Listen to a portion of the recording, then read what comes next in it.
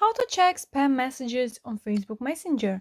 Hello guys and welcome to our channel. So here, as you can see, I am on my Messenger app. So if you want to go to the spam messages, you just have to click on your profile, which is in the left top corner. And from here you want to go to message request, which is the second option. So click on that.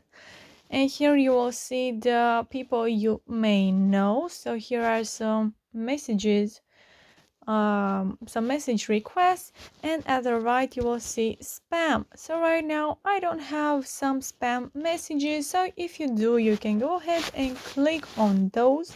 So it will look just like these.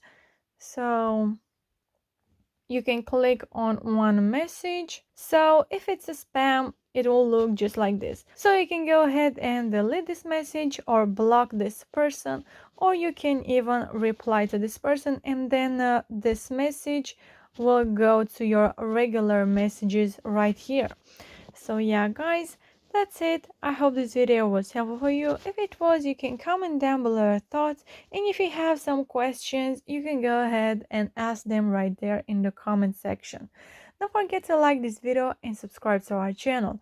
Thank you so much for watching. Have a great day. Bye bye.